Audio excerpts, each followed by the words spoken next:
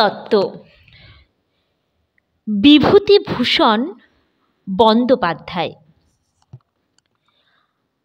আমি এ গল্প আমার বন্ধু সুকুমার বাবুর মুখে শুনেছি।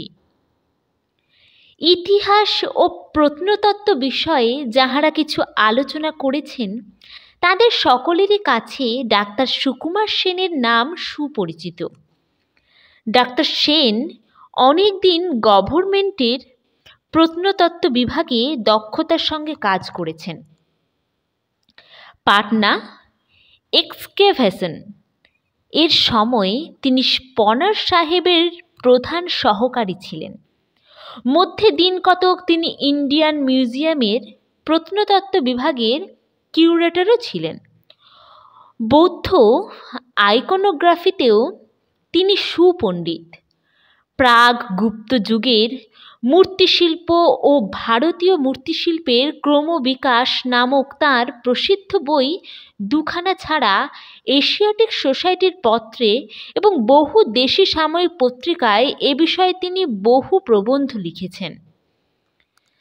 তার পড়বার ঘরটায় নানা স্থানের ভাঙা পুরনো ইট, ভাঙা কাঠের তক্তি, বসানো তুলট কাগজ ও তালপাতার পুঁথির স্তূপ এবং কালো পাথরের তৈরি দেবদেবীর মূর্তির ভিড়ে পা দেওয়ার স্থান ছিল না।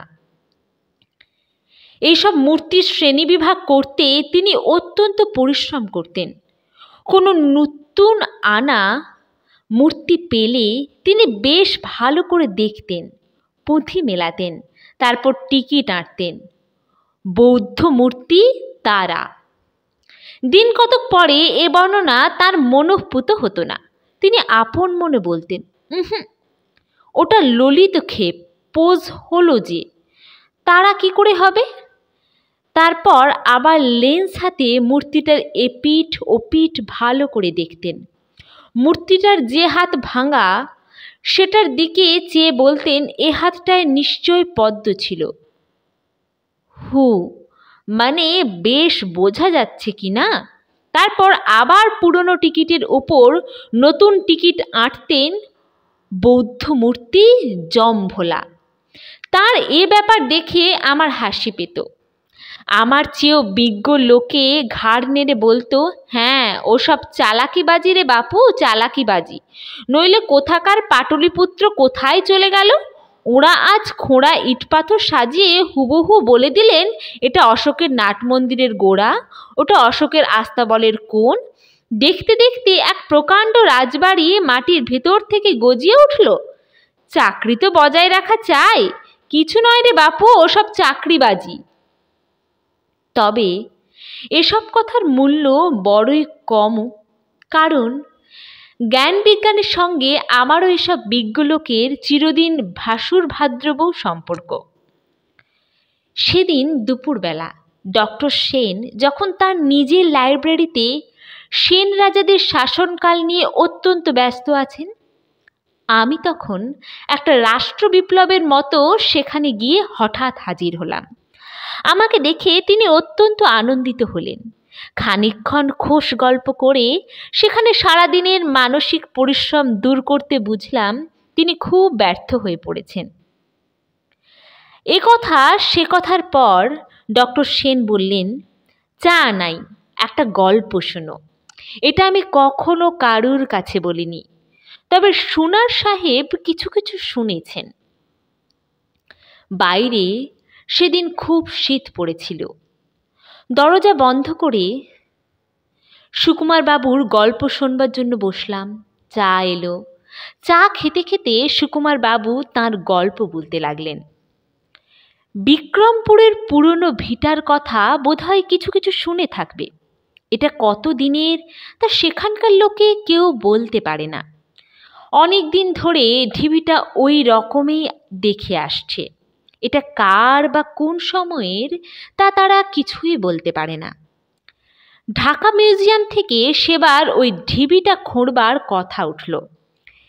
এর পূর্বে বরেন্দ্র অনুসন্ধান সমিতি ও ঢাকা সাহিত্য পরিষদ শাখা থেকে ওটা কয়েকবার খোঁড়বার প্রস্তাব হয়, কিন্তু টাকার জোগাড় করতে না পেরে তারা পিছিয়ে যান। আমার কাছে যখন কথা উঠল তখন আমারও মত ছিল না, কারণ আমার মনে মনে ধারণা ছিল খরচ যা পড়বে তার তুলনায় আমাদের এমন বিশেষ কিছু পাবার আশা নেই। অবশেষে কিন্তু আমার আপত্তি টিকল না। ওটা খোঁড়বার জন্যে টাকা বরাদ্দ হলো। আমি বিশেষ অনুরোধে পড়ে তত্ত্বাবধানের ভার নিলাম। গিয়ে দেখলাম যে ঢিবিটা হবে তার কাছে আর একটা ঠিক তেমনই ঢিবি আছে। এই ঢিবির কাছে একটা প্রকাণ্ড দিঘি আছে, তা প্রায় মজে এসেছে। ঢিবি দুটো খুব বড় বড়। ময়না কাটার বন আর বড় বড় আগাছায় পশ্চিম দিকের ঢিবিটার ওপরের অংশ একেবারে দুর্গম। পূর্ব দিকের ঢিবিটা একটু ছোট, তার পেছনের ঢালু দিকটায় খানিকটা ফাঁকা ঘাসের জমি আছে। স্থানটা কতকটা নির্জন। সাধারণত খনন কার্য আরম্ভ করবার সময় আমরা প্রথমটা প্ল্যান তৈরি করে নিয়ে কাজ আরম্ভ করি। তারপর কাজ এগিয়ে যাবার সঙ্গে সঙ্গে কতকটা আন্দাজে, কতকটা খুব ক্ষীণ সূত্র ধরে আমরা সেই প্ল্যান ক্রমে ক্রমে বদলে চলি। পাটনা এক্সকেভেশনের সময় এতে খুব কাজ হয়েছিল, কিন্তু ছোট দুটো গ্রাম্য ঢিবি খুঁড়ে তুলতে আমি এসব করবার আবশ্যক দেখলাম না। আমাদের সঙ্গে প্রত্নতত্ত্ব বিভাগের খনন কার্য চালিয়েছে এমন কোনো লোক ছিল না। তার কারণ এই যে ওটা খোঁড়া হচ্ছিল ঢাকা PWD থেকে। এই ঢিবি দুটোর বড়টাকে ওখানকার লোকে বলে নাস্তিক পণ্ডিতের ভিটা, ও ছোটটাকে বলে টোল বাটির ভিটা। কারুর মতে এই নাস্তিক পণ্ডিত হলেন বৈষ্ণব ভক্তি শাস্ত্রকার বল্লভাচার্য। তিনি শেষ বয়সে বৈষ্ণব ধর্ম ত্যাগ করে শঙ্কর বেদান্তের ভক্ত হয়ে পড়েছিলেন। এজন্য দেশের লোকে তার শিষ্যত্ব গ্রহণ করতে নারাজ হয়।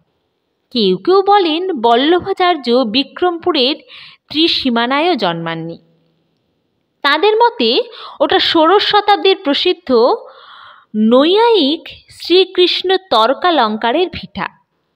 যাক সে কথা, আমি কিন্তু জানতে পেরেছি ওখানে কে বাস করতেন।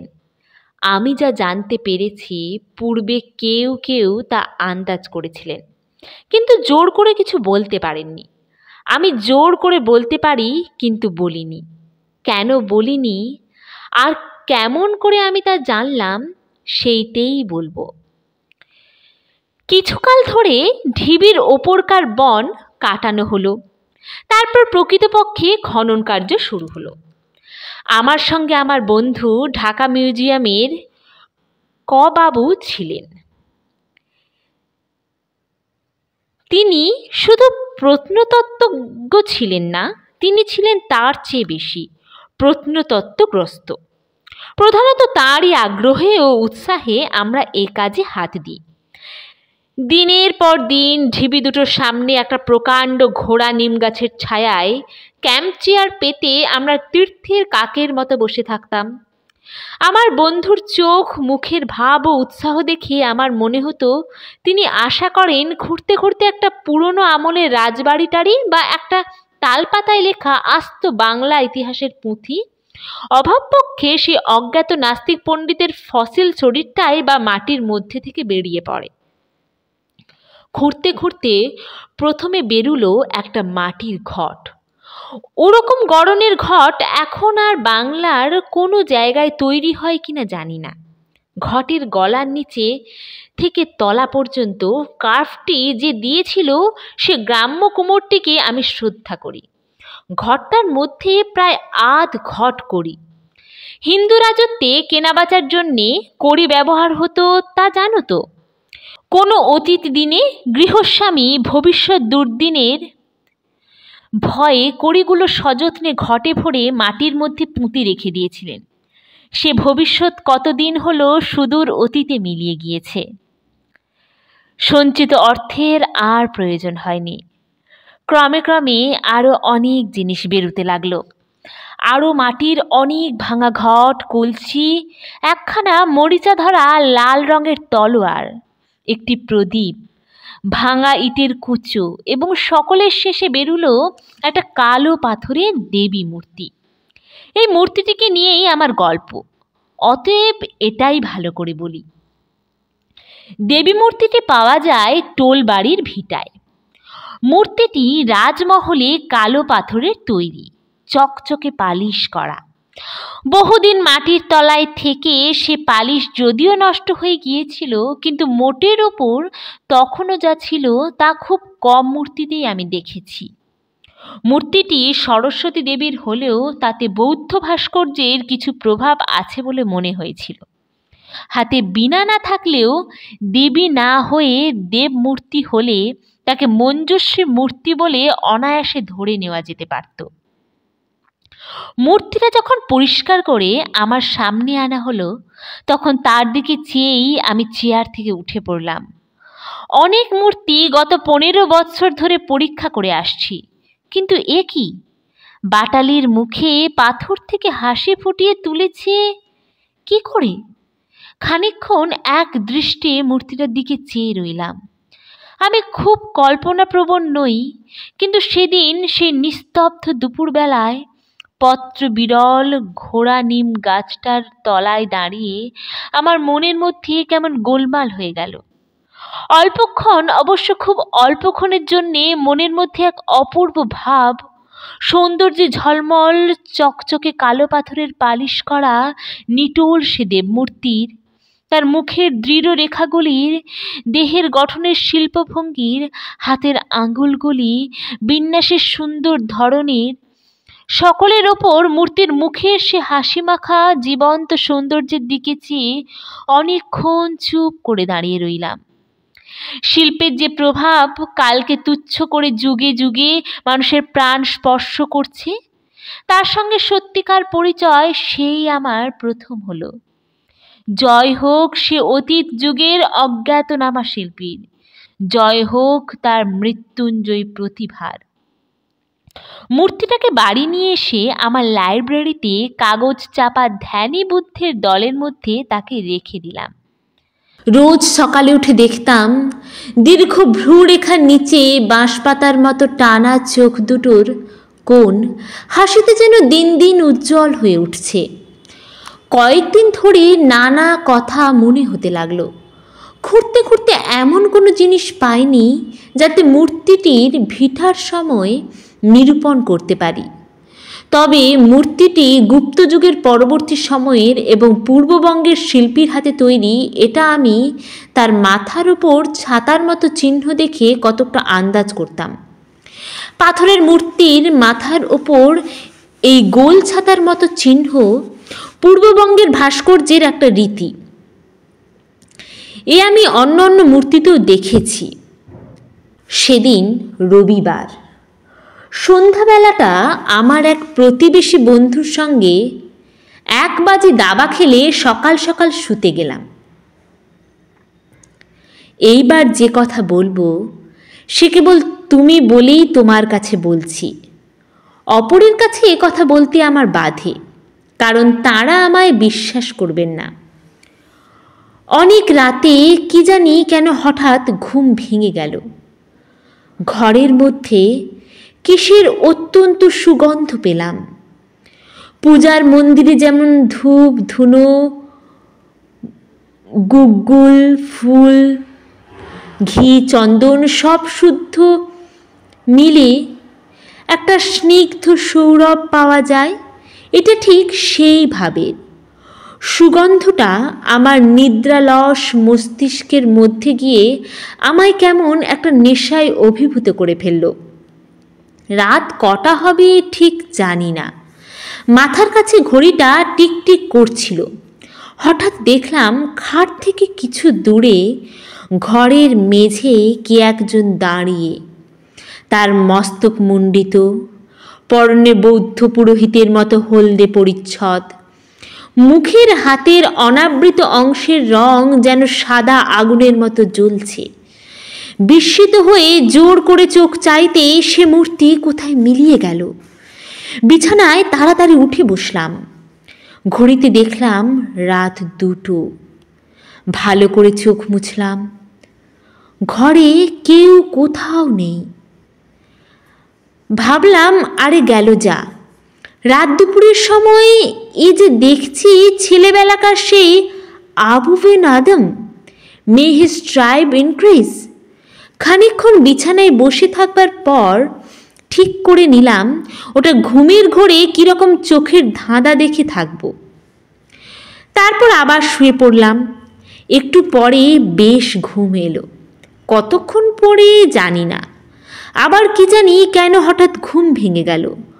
ঘুম ভাঙবার সঙ্গে সঙ্গে আবার সে সুগন্ধটা পেলাম, আবার সেই নেশা। এবার নেশাটা যেন আমায় পূর্বের চেয়েও বেশি অভিভূত করে ফেললে। তারপরই দেখি সেই মুণ্ডিত মস্তক, পীত বসন, জ্যোতির্ময় বৌদ্ধ ভিক্ষু আমার খাটের অত্যন্ত কাছে দাঁড়িয়ে আমার দিকে চেয়ে আছেন। তারপর আরও কতকগুলো অদ্ভুত ব্যাপার খুব অল্প সময়ের মধ্যেই ঘটল। হঠাৎ আমার ঘরের দৃশ্যটা আমার চোখের সামনে থেকে মিলিয়ে গেল।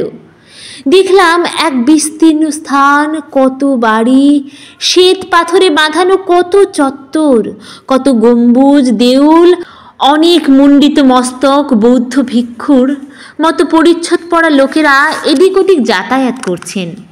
অসংখ্য ছাত্র ঘরে ঘরে পাঠ নিরত। এক স্থানে অশোক বৃক্ষের ছায়ায় শ্বেত পাথরের বেদিতে একদল তরুণ যুবক পরিবৃত হয়ে বসে আমার পরিচিত সেই বৌদ্ধ ভিক্ষু। দেখে মনে হলো তিনি অধ্যাপনায় নিরত এবং যুবক মণ্ডলী তাঁর ছাত্র। অশোককুঞ্জের ঘন পল্লবের প্রান্তস্থিত রক্ত পুষ্পগুচ্ছের পাপড়ি গুরু ও শিষ্যবর্গের মাথার উপর বর্ষিত হতে লাগল। দেখতে দেখতে সে দৃশ্য মিলিয়ে গেল। আমার তন্দ্রালস কানের মধ্যে নানা বাজনার একটা সম্মিলিত সুর বেজে উঠল।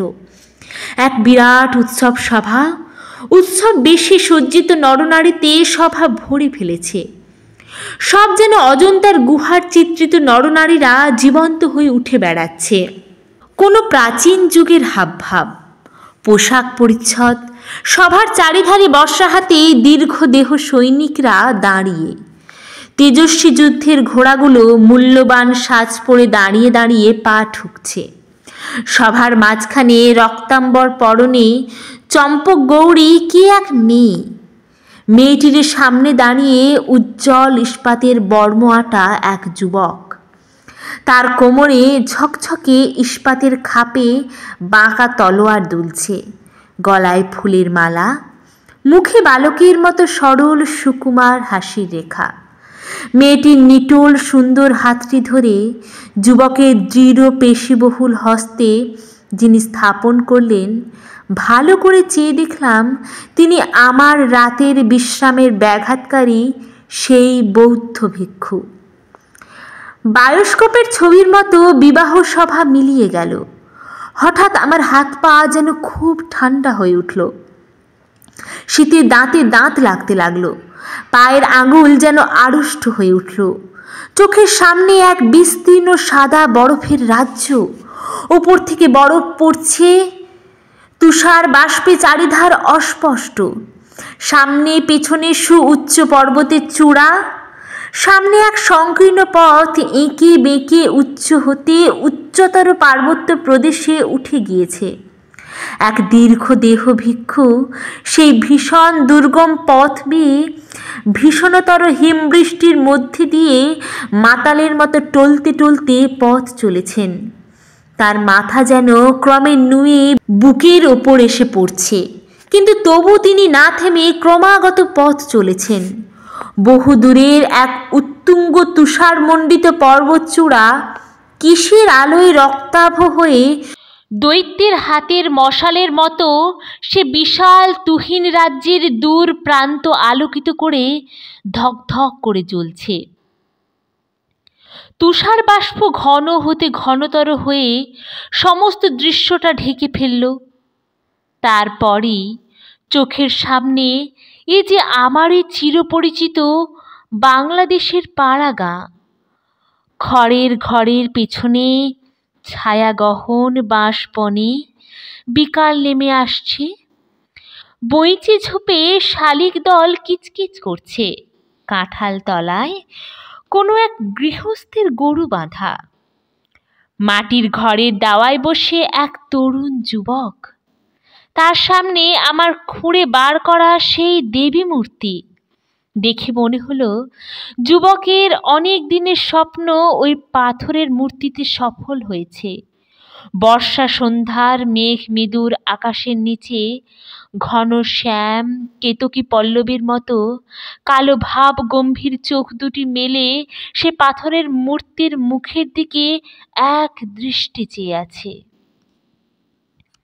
হঠাৎ সে দৃশ্য মিলিয়ে গেল। দেখি আমি আমার ঘরে খাটেই শুয়ে আছি, পাশে সেই বৌদ্ধ ভিক্ষু। এবার তিনি কথা বললেন। তার কথাগুলি আমার খুব স্পষ্ট মনে আছে। তিনি বললেন, তুমি যে মূর্তিটি মাটি খুঁড়ে বার করেছ, তারই টানে অনেক দিন পরে আজ আবার পৃথিবীতে ফিরে এলাম। 900 বৎসর আগে আমি তোমার মতোই পৃথিবীর মানুষ ছিলাম। যে স্থান তোমরা খুঁড়েছ ওই আমার বাস্তু ভিটা ছিল। তুমি জ্ঞান চর্চায় সমস্ত জীবনযাপন করেছ, এই জন্যেই তোমার কাছে আসা আমার সম্ভব হয়েছে, এবং এই জন্যেই আমি অত্যন্ত আনন্দের সঙ্গে আমার জীবনের কতকগুলি প্রধান প্রধান ঘটনা তোমাকে দেখালাম।